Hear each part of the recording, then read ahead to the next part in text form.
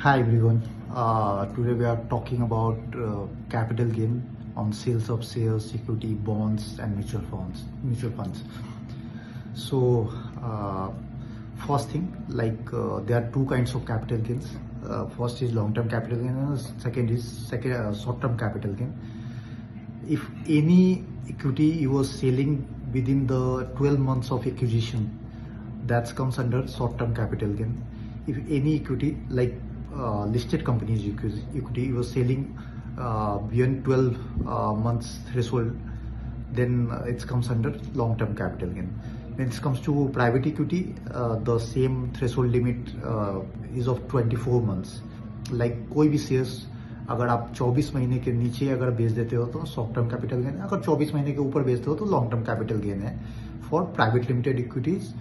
Similarly अगर listed companies की equities है तो 12 महीने का ये स्लैब है कि 12 महीने के अंदर अगर आप एक्विजिशन डेट से कि जिस दिन खरीदा है आपने उस दिन से 12 महीने के अंदर अगर आपने उसको बेचा है तो शॉर्ट टर्म कैपिटल गेन है, अगर 12 महीने के ऊपर बेचा है आपने तो लॉन्ग टर्म कैपिटल गेन है। Now comes to taxation rates. What are the rates applicable to these kind of gains? Then the first one is long term capital gain.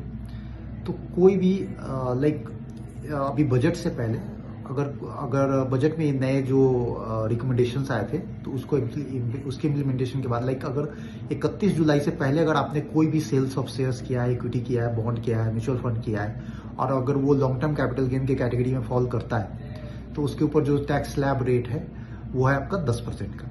अगर 31 जुलाई के बाद मतलब 1 अगस्त ऑनवर्ड अगर आपने कोई भी शेयर्स सेल किए हैं 1 अगस्त 2024 के बाद तो उसके ऊपर जो टैक्स स्लैब एप्लीकेबल है वो है 12.5% का लॉन्ग टर्म कैपिटल गेन के केस में।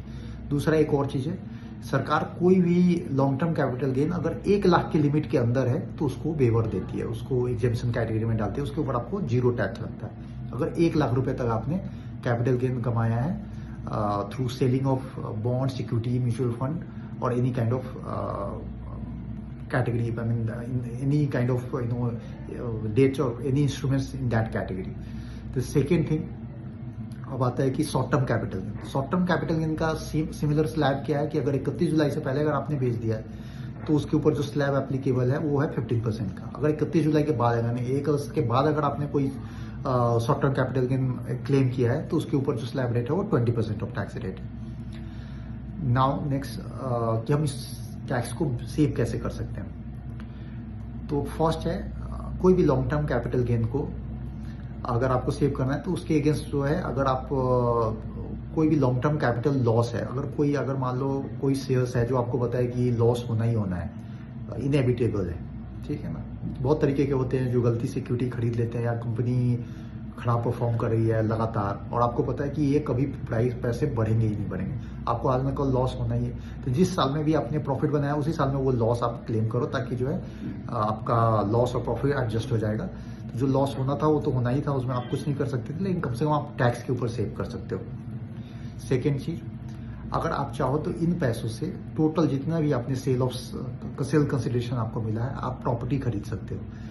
प्रॉपर्टी खरीदने में सब्जेक्ट टू वन कंडीशन कि आपके पास उस दिन सिर्फ एक ही रेजिडेंशियल प्रॉपर्टी होनी चाहिए, और प्रॉपर्टी मतलब रेजिडेंशियल प्रॉपर्टी।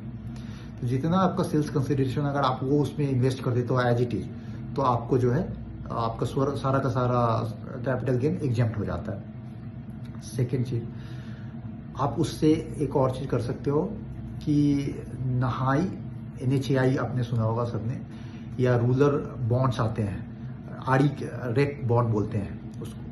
इन सबके ऑल्दो रेट ऑफ रिटर्न बहुत ही कम होते हैं, 5.25% पर एनम होते हैं, जो कि बहुत ही कम रिटर्न होते हैं, लेकिन स्टिल बहुत ही सेफेस्ट बॉन्ड ऑफ इंडिया है ये सब बहुत ही सेफ कैटेगरी के बॉन्ड्स आते हैं, इसमें आपको कभी कोई नुकसान नहीं हो सकता है और आपका पैसा डूबने का कोई दिक्कत नहीं होती है। तो इन सारे बॉन्ड्स में आप इन्वेस्ट कर सकते हो। अब रही बात कि ये सारे बॉन्ड्स के रिटर्न क्या वो टैक्सेबल होते हैं? हाँ, वो अगर कोई भी रिटर्न आता है इन सारे बॉन्ड्स पे, जो कि मैंने आपको बोला ROI है 5.25% का इन सारे बॉन्ड्स पे, तो वो आपका टैक्सेबल होगा। जब भी आप उसको अक्रू करोगे रिसीव करोगे उस दिन आपका मैच्योरिटी पे टैक्सेबल होगा। दूसरा, इसमें लॉक इन होता है, आपको 5 ईयर्स का लॉक इन रखना पड़ता है। अगर 5 साल से पहले अगर आपने बेच दिए बॉन्ड्स तो आपका पूरा का पूरा एग्जेम्पशन विड्रॉ हो जाता है, और जैसे कि आपको टैक्स लगता है अगर बिना इन्वेस्ट किए हुए इसमें, वैसे उसी तरीके से आपको टैक्स देना पड़ेगा इस पे। तीसरी चीज, चूंकि रेजिडेंशियल प्रॉपर्टी आपको पता है बहुत महंगा है, तो ये आज भी सबसे सेफेस्ट ऑप्शन है, क्योंकि एक तो अपने आप ही ऑटो लॉक इन इसमें बहुत लंबा हो जाता है। आप आज खरीद के कल नहीं बेच सकते एज लॉन्ग एज आप बिल्डर या इस तरीके के ब्रोकरेज फॉर्म्स नहीं है तो। लेकिन आप नॉर्मल ह्यूमन बीइंग है तो आपको ऑब्वियसली टाइम लगता है बेचने में, तो आपका ऑटो लॉक इन आ जाता है। दूसरा कि आप इन्वेस्टमेंट का कोई सीलिंग नहीं है। जैसे कोई भी आप रेजिडेंशियल प्रॉपर्टी खरीदते हो तो कम से कम 1.5 करोड़ 2 करोड़ 3 करोड़ का नॉर्मल रेजिडेंशियल प्रॉपर्टी है। लेकिन जब इस बॉन्ड्स की बात आती है, नहाई और रेकल जो बॉन्ड्स मैंने आपको बोला, इस कैटेगरी के बॉन्ड्स में जो मैक्सिमम एग्जेम्पशन लिमिट है वो 50 लाख की है। आप 50 लाख से ज्यादा भी अगर आप इन्वेस्ट करोगे तो आपको 50 लाख ही मैक्सिमम सेविंग्स मिलेगी। Thank you.